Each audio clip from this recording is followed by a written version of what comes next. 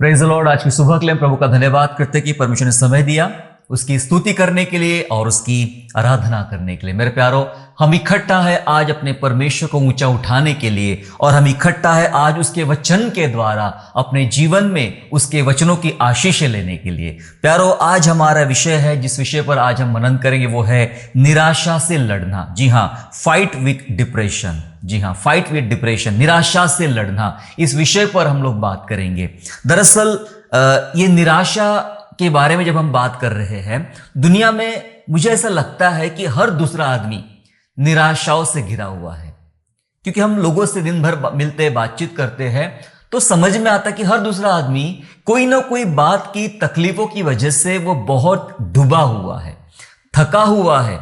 उसकी बातें बड़ी निराशाजनक बातें होती है। वो एक प्रकार से उसकी उम्र से ज्यादा दिखाई पड़ता है। वो मतलब उसकी उम्र 25 साल की है तो तकरीबन 40 साल का दिखाई पड़ता है। क्यों? निराशा, चिंता, डिप्रेशन, अलग अलग प्रकार की बातों के कारण वो दब चुका है और वो परेशान है। और दुनिया का हर एक बंदा, हम कह सकते हैं हर दूसरा बंदा बोलो, चाहे हर एक व्यक्ति बोलो, आप उसको निराशा से घिरा हुआ आप जरूर देखोगे। कहीं ना कहीं किसी ना किसी बातों की निराशा। कोई व्यक्ति पढ़ाई में फेल हो गया, इस कारण निराश है। किसी का वैवाहिक जीवन खराब हो गया, इस कारण निराश है। किसी का लाइफ पार्टनर सही ढंग से नहीं चल पाया या नहीं मिल पाया, इसलिए वह निराश हो गया। कुछ लोग अपने बीमारियों के कारण निराश हो चुके हैं, तो कुछ लोग अपने आर्थिक स्थिति में बदलाव नहीं देखने के कारण वे निराश हो चुके हैं। निराशा के अलग अलग कारण हो सकते हैं और निराशाओं ने बहुत सारे लोगों को घेर के रखा है और बहुत सारे लोग घिरे हुए हैं, डिप्रेशन में हैं, अस्पतालों के चक्कर काट रहे हैं, अलग अलग प्रकार की मेडिसिन ले रहे हैं, परंतु डिप्रेशन से बाहर नहीं आ पा रहे हैं। बहुत सारे काउंसलर हैं, काउंसलिंग कर रहे हैं, लेकिन फिर भी वे बाहर नहीं आ पा रहे हैं। मेरे प्यारो, ऐसे हालातों में अगर कोई हमारी मदद कर सकता है तो वो है परमेश्वर का वचन। स्वयं परमेश्वर हमारी सहायता कर सकता है। प्यारो, ये बात सच है कि इंसान किसी भी चीज से उतना नहीं हारता जितना अपने भीतर की निराशाओं से हार जाता है। समझे आप? किसी भी चीज से इतना नहीं हारता, वो लड़ लेता है। कई लोग ऐसे देखा मैंने जो लड़ लेते हैं, सालों साल बीमारी की बिस्तर पे है, लड़ लेते हैं, गरीबी से जूझ रहे हैं, लड़ लेते हैं, लेकिन भीतर अगर किसी प्रकार की निराशा समा गई तो आदमी सारे दुनिया से जीत जाता है, लेकिन अपने ही भीतर की निराशाओं से वह हार जाता है। वह हारा हुआ मनुष्य कहलाता है और उसके वजह से उसके पूरे जीवन में, परिस्थिति में, परिवार में बहुत सारी निराशाजनक बातें दिखाई पड़ती है। और इसलिए आज हम इस वचन को लेकर आए हैं आपको बताने के लिए कि परमेश्वर का वचन हमें क्या सिखाता है, कि निराशाओं से लड़ना क्या होता है, क्यों लड़ना चाहिए, कैसे लड़ना चाहिए, कौन इसके लड़ने के लिए हमारी मदद करेगा। मेरे प्यारो, जब हम प्रभु यीशु मसीह के पास आए तो क्या सोच कर आए? एक सोच हमारे अंदर होना चाहिए कि जब मैंने यीशु प्रभु को अपना मुक्तिदाता, उद्धारकर्ता स्वीकार कर लिया है तो मेरे जीवन की सारी मुसीबतें, सारी निराशाओं को प्रभु ने उठा लिया। अब वो सारा काम, वो लड़ाई करने का जो काम है वो परमेश्वर का है, मेरा नहीं है। ये बात को आपके दिमाग को आपको ऑर्डर देना पड़ेगा। मैं इसलिए कह रहा हूं क्योंकि दुनिया में बहुत सारे लोग निराशाजनक स्थिति में आपका साथ छोड़ सकते हैं। आपके लिए सीधा कहेंगे, भाई ये आपकी तकलीफ है, आपको ही झेलना पड़ेगा, हम इसमें आपकी कोई सहायता नहीं कर सकते। ऐसे कहने वाले आपको 50 लोग मिलेंगे, लेकिन मैं एक व्यक्ति का नाम बताना चाहता हूं जो आपके लिए लड़ रहा है। कोई लड़े या ना लड़े, कोई आपके साथ खड़े रहे या ना खड़े रहे, लेकिन एक है जो आपके लिए लड़ रहा है। ये उत्तम आशा है, परमेश्वर के वचन से हमें बताई जा रही है, और वो मिलेगा हमें इब्रानियों की पुस्तक में। मेरे साथ निकालेंगे इब्रानियों अध्याय 12 और वचन 3, हिब्रू चैप्टर 12 एंड वर्स 3, जहां ऐसा लिखा है, इसलिए उस पर ध्यान करो जिसने अपने विरोध में पापियों का इतना वाद विवाद सह लिया कि तुम निराश होकर ही आओ ना छोड़ दो। हालेलुया। वचन कह रहा है कि प्रभु यीशु मसीह ने पापियों से इतना वाद विवाद सह लिया, दुष्टों से इतना वाद विवाद सह लिया, उन लोगों से जो परमेश्वर के लोगों के विरोध में काम करते हैं, उनसे बहुत प्रकार का स्ट्रगल और संघर्ष यीशु मसीह ने कर लिया। अंतिम लाइन क्या बोलती इस वचन की? ताकि तुम निराश होकर हियाव ना छोड़ दो। तुम निराश ना हो और निराश होकर हिम्मत ना हार जाओ। इसलिए खुद यीशु मसीह लड़ रहा है उन शत्रुओं से। आपके मानसिक स्थिति के भीतर जितने शत्रु राज कर रहे हैं, उन शत्रुओं से प्रभु यीशु मसीह लड़ रहा है, ताकि आप निराश होकर हियाव ना हार जाओ। मेरे प्यारों, मैं वही बताना चाहता आपको, कोई आपके लिए लड़े या ना लड़े, कोई आपके साथ खड़ा रहे या ना रहे, पर यीशु कहता है मैं सदा तेरे साथ हूं। यीशु कहता है तू चिंता मत कर, मैं तेरे लिए लड़ रहा हूं, क्योंकि तूने मुझे अपना धाम मान लिया है, तूने मुझे अपना सब कुछ मान लिया है। लड़ रहा है। आप जिस जिस हालातों से, जिस जिस परिस्थिति से आप आज संघर्ष कर रहे हो मेरे प्यारो, घबराइए मत। मैं ये इसलिए नहीं कह रहा हूं कि मेरे अंदर कोई निराशा ही नहीं है, मैं बहुत सुखी इंसान हूं, ऐसा नहीं। मुझे भी प्रतिदिन प्रति समय अलग अलग प्रकार के उतार चढ़ाव से गुजरना पड़ता है। निराशाएं, समस्याएं, चिंताएं हर दूसरे पल आके घेरना शुरू कर देती है। पर हमने जिन बातों को अपने अनुभव से सीखा है वो यही है कि जब जब निराश हुए तब तब हम प्रभु की तरफ भागे, और प्रभु ने क्या किया? हमारी निराशा का निवारण किया, हमारे लिए उत्तम रास्ता खोला। हमेशा वो कहता था कि मैं तेरे सामने नया द्वार खोलूंगा जिसे कोई बंद नहीं कर सकता। यीशु कहता था कि मैं तेरे लिए हर एक बात का इंतजाम करूंगा, और वो करता रहा। 2 दिन, 4 दिन, 5 दिन तकलीफों से गुजरना पड़ता है, लेकिन 6वें दिन तो परमेश्वर कुछ ना कुछ इंतजाम कर देता है। वचन से कहता है कि रात को आपको रोना पड़े, लेकिन सुबह तुम्हारे चेहरे पे आनंद होगा। दुखों का पल, मुसीबतों का समय गुजर जाएगा, चला जाएगा। हालेलुया। इसलिए परमेश्वर हमारे साथ है। वचन कह रहा है कि वो लड़ रहा है तुम्हारे खातिर, ताकि तुम निराश होकर हिम्मत ना हार जाओ, हियाव ना छोड़ दो। पर होता क्या है? दरअसल ऐसे हालातों में हमारे साथ होता यो है कि हम न चाहते हुए भी कई बार निराशा में डूब जाते हैं। और निराशा में डूबने का कारण क्या होता है? अगर हम इसको ध्यानपूर्वक समझने का प्रयास करें, निराशा में डूबने का कारण कहीं ना कहीं हम होते हैं, या हमारे आसपास की परिस्थिति होती है, आसपास का माहौल होता है। जिन माहौल की तरफ हम ज्यादा आकर्षित हो जाते हैं, प्रभावित हो जाते हैं, हम जहां दुनिया के साथ कदम से कदम मिलाकर चलना चाहते हैं। नहीं, उनका बेटा ये बन गया है तो मेरा बेटा भी ये बन जाए, उनका घर इतना बड़ा बन गया है तो मेरा घर भी उतना बड़ा बन जाए, उनका बच्चा वो वाली स्कूल में पढ़ता है तो मेरा बच्चा भी वही वाली स्कूल में पढ़ना चाहिए। ऐसे बहुत सारे वातावरण से हम घिरे रहते हैं। ये आसपास की परिस्थितियां हैं जो आपको एक अंदर से उकसाती है, ताकि आप निराश हो जाओ कि मैं नहीं कर पा रहा, इसलिए निराशा। मैं वहां तक नहीं पहुंच पाया, इसलिए मेरी निराशा। मैं जो वो हासिल करना था लेकिन मुझे नहीं मिल पाया, इसलिए निराशा। कई बार आसपास के लोग आपको डराते हैं, तूने क्या किया जीवन भर, तेरी इतनी उम्र हो गई है लेकिन तूने कुछ भी नहीं किया। तेरे सामने से देख, छोटा है वो, लेकिन वो इतना आगे निकल गया है, उसने इतना पैसा कमा लिया है, उसने इतने इतने काम कर लिया है। और आपके आसपास के लोग आपको निराश करते हैं। कई बार परिवार के लोग आपको निराश कर देते हैं। वो कहते कुछ तो कर, कुछ तो बन, तू ये नहीं कर पाया, तू वो नहीं कर पाया, तू किसी काम का नहीं, तू ऐसा है, तू वैसा है। बहुत सारे, मतलब मैं जो बात कहना चाह रहा हूं वो ये है कि निराशा हमारे आसपास की परिस्थिति से आती है, आसपास के वातावरण से आती है, आसपास के लोगों से आती है, आपके परिवार से आ सकती है, आपके मित्रों से भी आ सकती है। एक परमेश्वर का सेवक जिसका नाम कालेब है, कालेब ऐसा कहता है, आइए पढ़ लेते हम लोग। यहोशू की पुस्तक में चले, कालेब ने क्या कहा था। यहोशू की पुस्तक में चले, अध्याय 14 और वचन 8, जोशुआ चैप्टर 14 एंड वर्स 8। 8वां वचन ऐसा कहता है, और मेरे साथी जो मेरे संग गए थे, उन्होंने तो प्रजा के लोगों का मन निराश कर दिया, परंतु मैंने अपने परमेश्वर यहोवा की पूरी रीति से बात मानी। कालेब बात कर रहा है यहोशू के सामने कि मूसा ने मुझे और कुछ साथियों को उस देश का भेद लेने के लिए मुझे भेजा था। मेरे साथ कुछ साथी गए, मैं भी गया वहां पर भेद लेने के लिए, लेकिन देखता क्या हूं कि मेरे साथी डर गए। क्या देखकर? वहां के ऊंचे ऊंचे पर्वत, ऊंचे ऊंचे मकान, ऊंचे ऊंचे पेड़, ऊंचे लोग, अच्छे फल, अच्छी सब्जियां, अच्छा हथियार, अच्छे शक्तिशाली मजबूत लोग।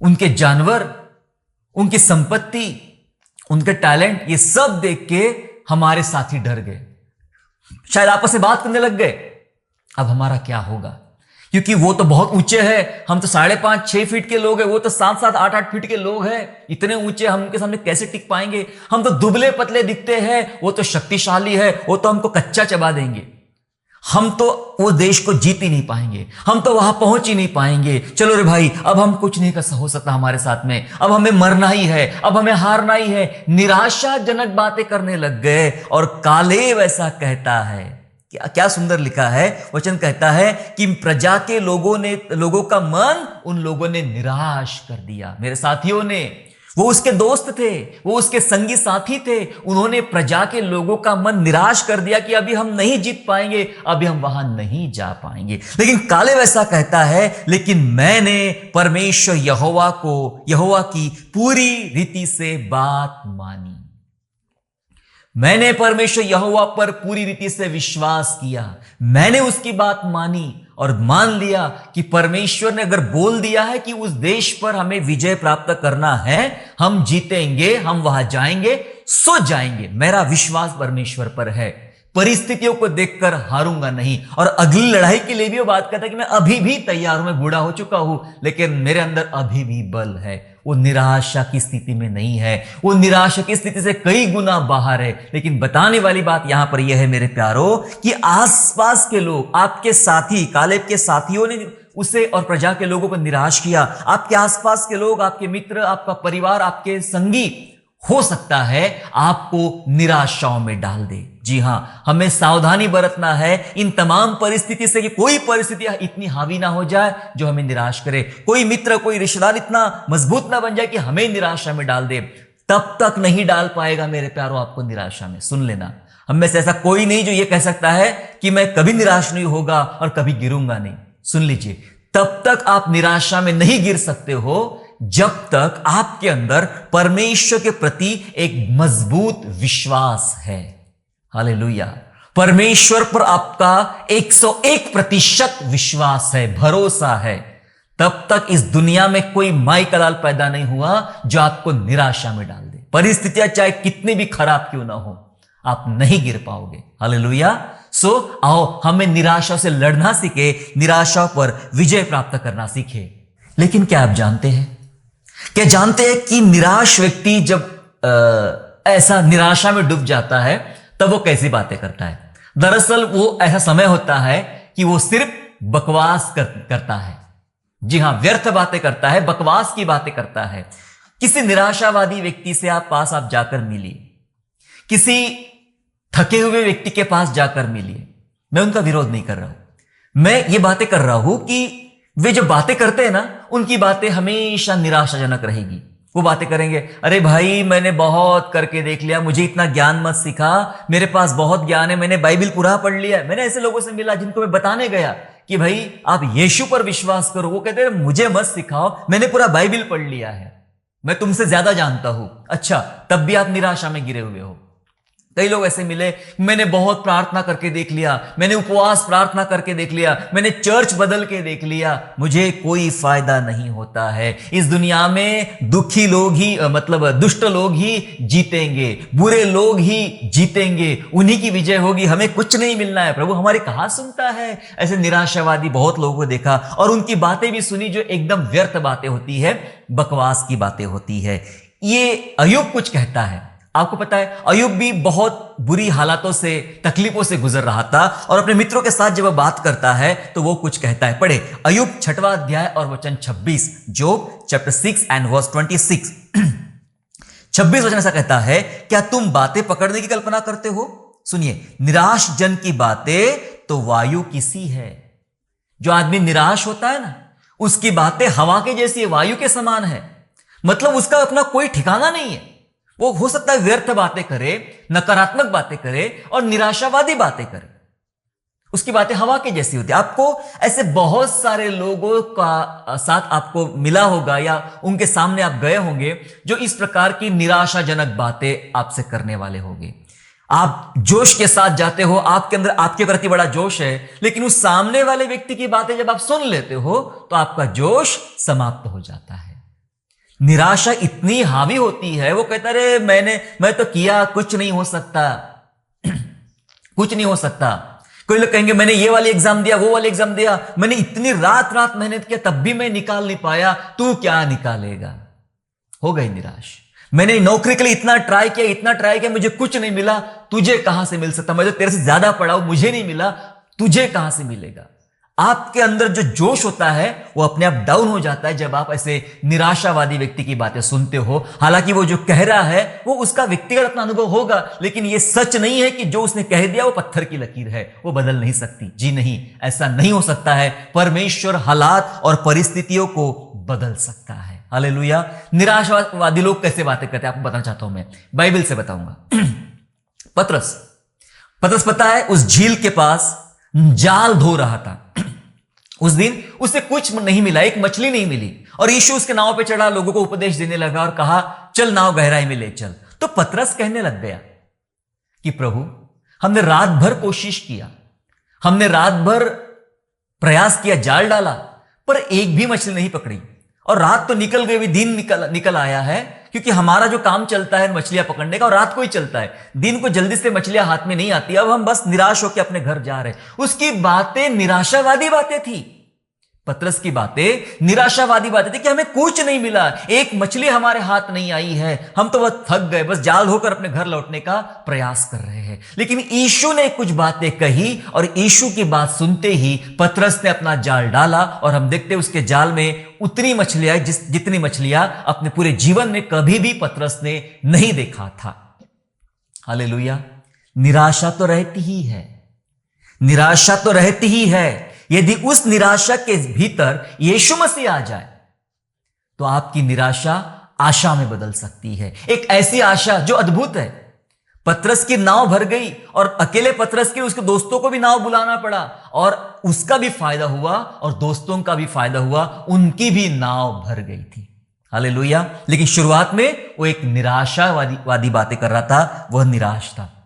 आप जानते उस 38 साल के रोगी को, 38 साल का नहीं था, उससे ज्यादा उम्र थी, पर उसका रोग 38 साल से था, 38 ईयर्स, और उस रोग से वो पीड़ित था। पानी हिलने की प्रतीक्षा करता था कि जब मुझे मौका मिले तो मैं जाऊं और डुबकी लगा लूं। तो प्रभु यीशु मसीह उसके पास जाकर कहते हैं, क्या तू चंगा होना चाहता है? वो आदमी शुरू हो जाता है अपनी निराशावादी बातें करने के लिए। अरे प्रभु आपको क्या बताऊं, मेरे पास कोई मदद के लिए नहीं है, 38 साल से अपने लिए मदद ढूंढ रहा हूं, मेरे पास कोई मदद के लिए नहीं है। मेरे पानी में उतरने से पहले दूसरा ही कोई उतर जाता है, उसके पास रिश्तेदार है, उसके पास दोस्त है, वो उसको उतार देते हैं, वो ठीक हो जाता है, और वही का वही पड़ा रहता हूं। वापस शुरू हो गया वो निराशावादी बातें करने के लिए। समझा? 38 साल बीत गए ना इस बीमारी में, इसलिए धीरे धीरे बहुत बड़ी निराशा आ गई। लेकिन यीशु का एक सवाल था, क्या तू चंगा होना चाहता है? क्या तू ठीक होना चाहता है? क्या तू चंगा होना चाहता है? और यीशु ने उसको चंगा कर दिया। निराशा उस व्यक्ति के अंदर भी थी, लेकिन यीशु के आने के बाद निराशा खत्म हो गई। ये निराशा सिर्फ एक रात की नहीं थी, ये निराशा 38 साल की थी, वो भी दूर हो गई। आपकी निराशा कितने साल की है? कुछ लोग हंस रहे हैं, वो कह रहे हैं बस हफ्ता भर पुरानी है, 1 महीना पुरानी है। जब 38 साल की निराशा दूर हो सकती तो आपकी निराशा कुछ भी नहीं प्रभु के सामने। आओ प्रभु को निमंत्रण दे। बाइबल में गिदोन है, गिदोन जानते गिडियन को?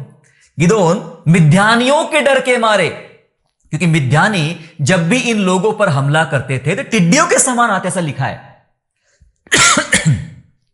टिड्डियों के समान आते थे और पूरी फसल बर्बाद करते थे, लोगों को नुकसान पहुंचाते थे।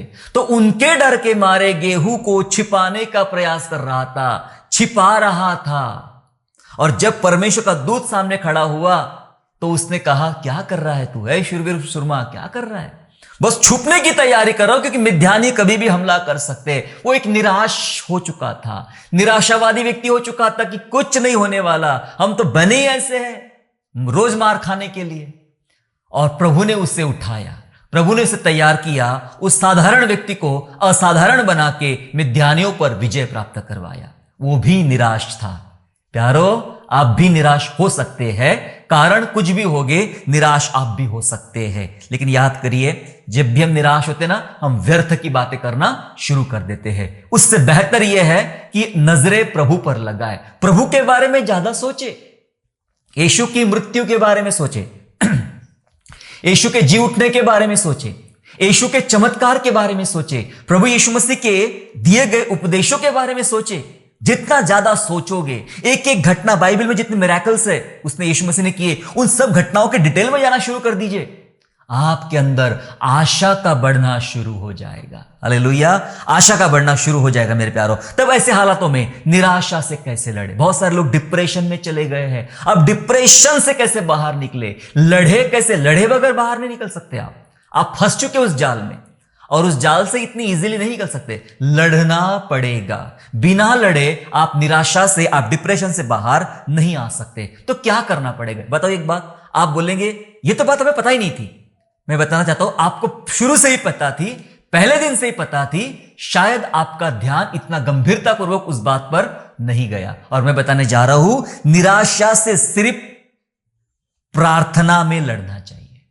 हालेलुया, प्रार्थना में लड़ना चाहिए, प्रार्थना से लड़ना चाहिए। आप कहेंगे ये कौन सी बात होगी, हम तो बरसों से प्रार्थना करते हैं। प्रार्थना करते रहते, ऐसा कोई टाइम नहीं गया होगा प्रार्थना नहीं किया। कोई बात नहीं, कोई बात नहीं, प्रार्थना तो करना ही पड़ेगा, प्रार्थना तो करना ही पड़ेगा, है ना। जब आपकी खाना खाने की इच्छा नहीं होती है, तब भी मम्मी कहती है खा ले बेटा, भूखे पेट नहीं सोते हैं। आप जिंदगी भर से खाना खा रहे हो, तब भी आज भी खाना खाना पड़ेगा। जीवन भर खाना खाए, तब भी कमजोर हो गए, बीमार पड़ गए, तब भी खाना खाना पड़ेगा। ये मत सोचिए कि मैंने बहुत प्रार्थना कर लिया उससे क्या हुआ। लेकिन बाइबल कुछ बता रही है, निराशाओं से अगर लड़ना है तो आपको प्रार्थना में ही लड़ना पड़ेगा, प्रार्थना के द्वारा। आइए एक वचन को पढ़ेंगे मेरे साथ, निकाल लेंगे विलाप गीत अध्याय 2 और वचन 19। लैमेंटेशन चैप्टर 2 एंड वर्स 19, दूसरा अध्याय का 19 वचन विलाप गीत का ऐसा कहता है, सुनिए ध्यान से। रात के हर पहर के आरंभ में उठकर चिल्लाया कर, प्रभु के सन्मुख अपने मन की बातों को धारा की नाई उंडेल। तेरे बाल बच्चे जो हर एक सड़क के सिरे पर भूखे के कारण मूर्छित हो रहे हैं, उनके प्राण के निमित्त अपने हाथ उसकी ओर फैला। अपने बाइबल में प्रॉपर पेन से अंडरलाइन करके रखिए, लिख कर रखिए, बाहर किसी डायरी में किसी दीवार पे लिख के रखिए। वचन सिखा रहा है कि रात के हर पहर के आरंभ में उठकर चिल्लाया कर। आप चिल्लाते कब है रात को? अक्सर डर लगता तब, है ना, अक्सर डर लगता तब चिल्लाते हो। बात वो चिल्लाने की नहीं हो रही है, यहां चिल्लाने का मतलब है दोहाई देना। चिल्लाने का मतलब है दोहाई देना। और कब? दिन भर तो आप बिजी है अपने काम में, जॉब में, यहां वहां, खाने पीने, घूमने फिरने, सब बातों में व्यस्त है। रात वो है मेरे प्यारो जहां प्रभु के लिए आप समय बिता सकते हो। आप कहेंगे सोएंगे कब? जितना सोना था सो चुके। जितनी नींद चाहिए हमें प्रभु उतनी नींद देगा भी हमें। लेकिन जब जब आप उठते हो, जब जब आप उठते हो, बाइबल बता रही रात के हर पहर के आरंभ में, ना, रात के लगभग 3 से 4 पहर होते हैं।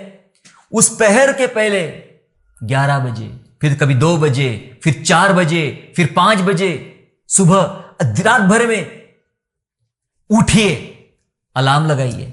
नहीं अलार्म लगाते तो आपको बाथरूम जाना होता कई बार। रात को जितनी बार जाके बाथरूम जाकर आके बैठते हो, बैठ के चिल्लाना शुरू कर दीजिए। मेरे कहने का मतलब यह नहीं है कि आसपास के लोग जाग जाए आपके चिल्लाने से। मैं ये कहना चाह रहा हूं, चिल्लाने का मतलब बाइबल सिखा रही है दोहाई देना शुरू कर दीजिए।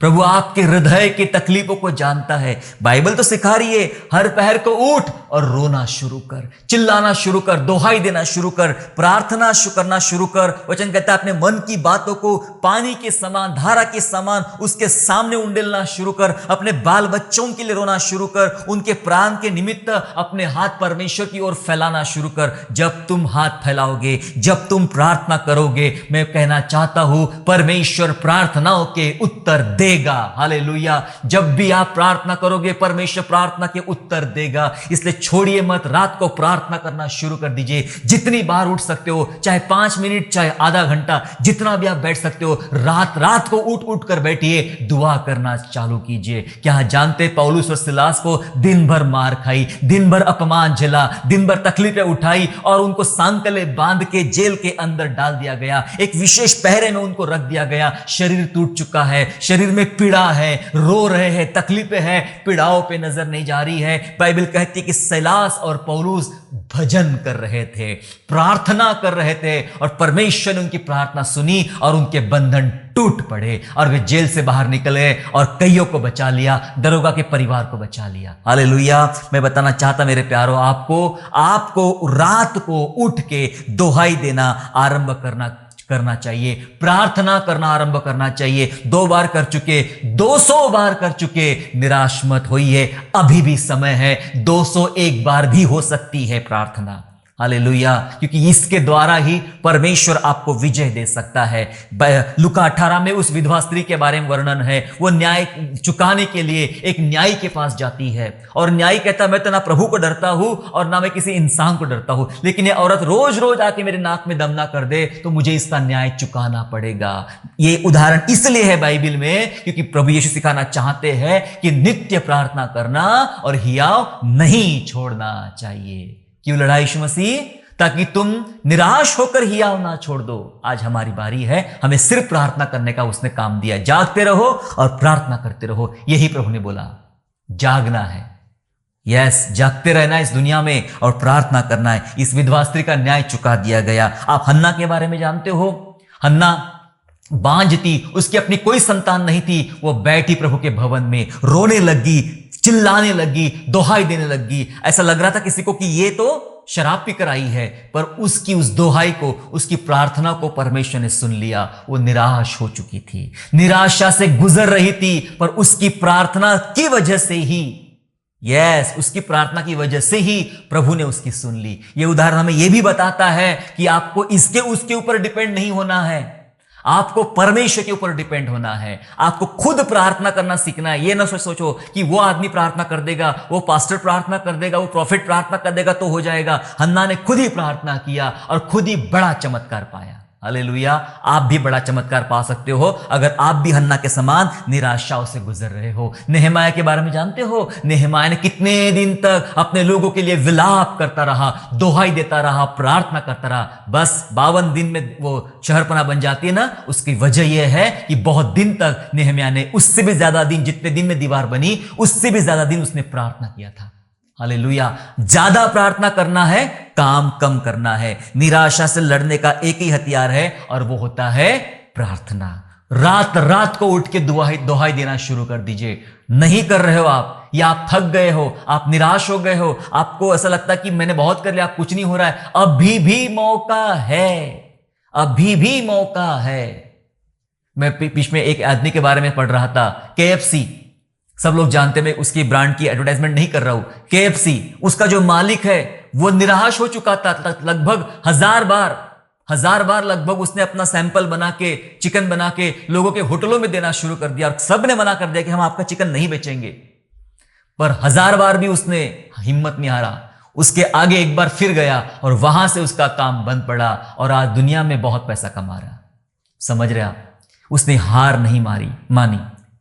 थॉमस अल्वा एडिसन बल्ब बनाने के लिए 2000 बार फेल हुआ। 2000 प्रयोग किए उसने और 2000 बार फेल हुआ, लेकिन 2001 बार में बल्ब बन गया जिसकी रोशनी आज हम उठा पा रहे।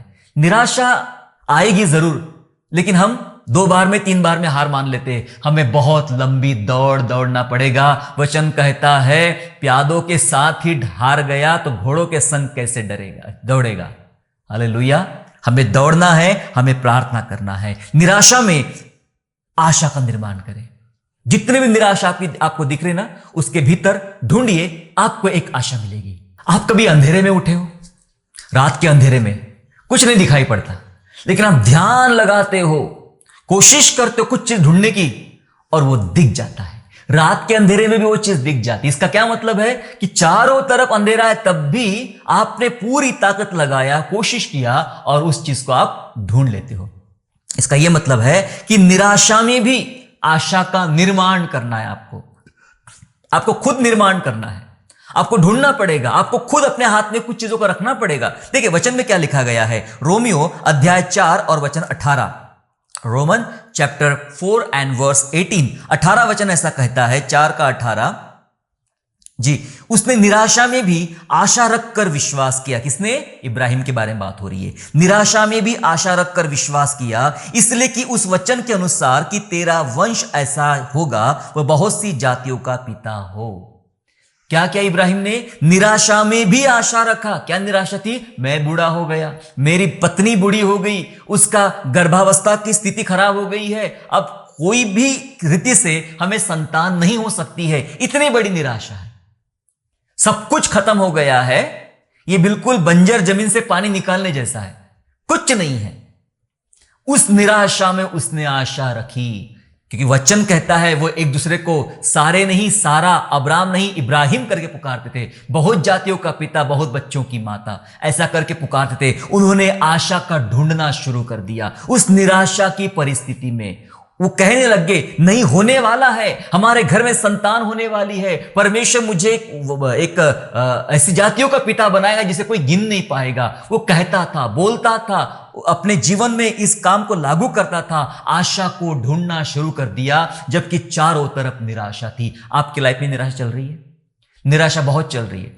शायद आपकी परिस्थिति अब्राहम जितनी तो नहीं होगी कि सब खत्म हो गया, लेकिन हो भी गई तो बताना चाहता हूं, उसके भीतर भी आशा निर्माण हो सकती है। कुछ होने वाला है, आपके जीवन में कुछ होने वाला है। अपने आप को ऑर्डर दे, अपने दिमाग को ऑर्डर दे कि कुछ होने वाला है, मेरे जीवन में कुछ होने वाला है, मेरे परिस्थिति में कुछ होने वाला है, मेरे परिवार में कुछ होने वाला है, और परमेश्वर कुछ करेगा। परमेश्वर कुछ करेगा। चाहे कब्र के ऊपर ताले मार दो, चाहे कब्र के ऊपर गवर्नमेंट के सील ठोक दो, चाहे कब्र के सामने सिपाहियों को खड़े कर दो, बड़े से बड़े झूठ पहरे लगा दो और बंद कर दो, कब्र में ये 3 दिन की शांति जरूर है, तीसरा दिन हंगामा होने वाला है। हालेलुया, हंगामा होने वाला है। सारे सील तोड़े जाएंगे, सारे ताले तोड़े जाएंगे, सारे सिपाही गिराए जाएंगे, कब्र का दरवाजा टूट जाएगा और मुर्दा, मरा हुआ यीशु मसीह जीवित होकर बाहर आ जाएगा। हालेलुया, प्रभु के लिए कोई काम कठिन नहीं है, कुछ होने वाला है। हालेलुया, कब्र बंद दिख रही है आपको, लॉक दिख रहा है आपको, शांत बैठे सोचे कुछ होने वाला है, कुछ होने वाला है। पुनरुत्थान का आनंद हमारे लिए, कुछ होने वाला है। निराशा में आशा का निर्माण करे। जो आशा खो रहा है उसको सपोर्ट करे, उसको आशा के वचन भेजे, उसको फोन करके बताए, उसके लिए दुआ करे, कहे बेटा ये आशा है, हो सकता है, तू कर सकता है, तेरे लिए कोई काम कठिन नहीं है, तूने इतना छोटा काम कर दिया, वो भी कर सकता है तू। आशा बांधिए, आशा दीजिए। अगर आप किसी को कुछ दे सकते हो तो आशा दीजिए, भले आप कितने भी तकलीफ में होंगे, लेकिन आप आशा दीजिए। आप ठीक हो सकते हो, आपके घर में काम हो सकता है, क्योंकि ये मैं नहीं कर रहा, यीशु मसीह ने सिखाया, हमें कहता तुम निराश होकर हियाव ना छोड़ दो। इसलिए तो वो लड़ रहा है, पता है, वो आज भी लड़ रहा है, आज भी पिता से हमारे लिए दुआ कर रहा है, विनती कर रहा है, वो आज भी लड़ रहा है मेरे प्यारों, ताकि हम निराश होकर हियाव ना छोड़ दे। एक आखिरी वचन बता के समाप्त करना चाहता हूं। आज मेरा ये संदेश देने का मतलब ये था, फाइट विद डिप्रेशन, ताकि आप किसी भी प्रकार की निराशा से गुजर रहे हो, आओ निकल कर एक विजय का जीवन जिए। परमेश्वर आपको विजय देना चाहता है। बाइबल में कई सारे लोगों को देख लेंगे आप, वो तकलीफ से गुजरे, निराशाओं से गुजरे, लेकिन तब भी उन्होंने विजय प्राप्त किया। एक वचन पढ़ेंगे आखिरी का, 2 कुरिन्थियों अध्याय 4 और वचन 8, 2 Corinthians चैप्टर 4 एंड वर्स 8, जहां लिखा है, पौलुस कहता है, हम चारों ओर से क्लेश तो भोगते हैं पर संकट में नहीं पड़ते, निरुपाय तो है पर निराश नहीं होते। यस, क्या कर रहा है वचन? प्रभु का वचन क्या हमें सिखा रहा है? पौलुस सेवका के द्वारा बता रहा है कि हम चारों तरफ से क्लेश भोगते हैं, किसी एक तरफ से नहीं, यहां से भी, वहां से भी, ऊपर से भी, नीचे से भी, आगे से भी, पीछे से भी, सब तरह से हम क्लेश पर क्लेश, क्लेश पर क्लेश, क्लेश पर क्लेश भोगते रहते हैं। लेकिन वचन कहता है उसके बावजूद भी संकट में नहीं पड़ते। भाई ऐसी कौन सी आपने गोली खाई है कि आप संकट में नहीं पड़ते?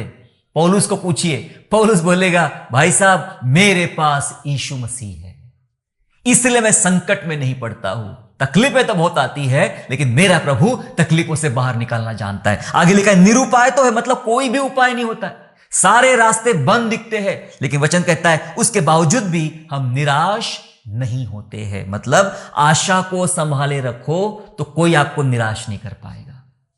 आशा को संभाले रखो। बिल्कुल, जब आप भूखे होते हो, आपके पास खाना नहीं होता है, तो आप कोशिश करो मेरा पेट भरा है, महसूस करो मेरा भरा है। सचमुच आप बहुत देर तक, ऐसा कहने से भी बहुत देर तक आप भूख के ऊपर विजय प्राप्त कर सकते हो। हमने बहुत भूख देखी है, हमने बहुत तकलीफों को देखा है मेरे प्यारों, लेकिन मैंने बस सीखा हूं कि जब आपके अंदर आशा होती है, वो आशा आपको बहुत लंबा टाइम बचा के रखती है, हिम्मत देती है। उन थोड़ी थोड़ी छोटी छोटी परिस्थिति में आपको बहुत हिम्मत देती है। जी हां, अपनी आशा को संभाले, खोने मत दे। आज मैं आपसे कहना चाहता हूं, आप में से कितने ऐसे लोग हैं जो निराश हो चुके हैं? निराशा की वजह से आप निराशावादी नकारात्मक बातें कर रहे हो और आपको ऐसा लगता है कि मेरे साथ कुछ नहीं होने वाला और कुछ नहीं हो सकता। मैं बता दूं, आज ये संदेश खत्म हो गया मेरा। Fight with depression. कोई और नहीं, आपको लड़ना पड़ेगा। हन्ना खुद लड़ी, गिदोन थोड़े लोगों को लेकर खुद लड़ा। जाल डालने वाला पतरस ही था, दूसरा कोई नहीं था। जाल डालने वाला पतरस ही था। मेरे प्यारों, परमेश्वर कुछ भी कर सकता है। बार बार जिस न्याय के दरवाजा ठोक रही थी, वो अकेली एक विधवा औरत थी। हालेलुया। परमेश्वर आपको ही कहता है आपको लड़ना पड़ेगा, क्योंकि पहले प्रभु यीशु लड़ चुका है आपके लिए, ताकि आप निराश होकर ही ना छोड़ दो। बस दुआ में लड़ना पड़ेगा।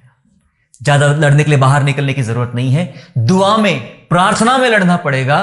परमेश्वर आपको विजय देगा। अगर आप सचमुच निराशा में डूब चुके हैं, आइए अपने स्थान पे खड़े हो जाए। मैं आपके लिए प्रार्थना करना चाहता हूं ताकि आप इस निराशा की परिस्थिति से बाहर निकले और परमेश्वर आपको एक मानसिक और आत्मिक चंगाई से भरे। आइए हम दुआ करें। पिताजी, यीशु मसीह के नाम से आपका हम धन्यवाद करते हैं क्योंकि आप हमारे प्रिय परमेश्वर हैं। मैं दुआ करता पिता मेरे तमाम प्रिय भाई और बहनों के लिए प्रभु, जो बहुत प्रकार की निराशाओं से गुजर रहे हैं, निराशा में डूब गए हैं, डिप्रेशन में चले गए हैं। डॉक्टर ने कह दिया अब मुश्किल है इसका बाहर निकलना, ये तो परिस्थिति खराब हो रही है इसकी। आप कहते, लोग कह रहे पिता परमेश्वर की अब कुछ नहीं हो सकता हमारे जीवन में। हमने बहुत सारे उदाहरण देख लिए प्रभु जी, और हमने ये देख लिया कि मेरे प्रभु के लिए कोई बात कठिन नहीं है। प्रभु जी आइए, आप चमत्कार कीजिए। मेरे तमाम प्रिय भाई और बहनों को निराशा के बिस्तर से बाहर निकालिए, निराशा के कठिनाइयों से बाहर निकालिए। प्रभु आपका वादा है, मैं तुम्हें निराश नहीं होने दूंगा,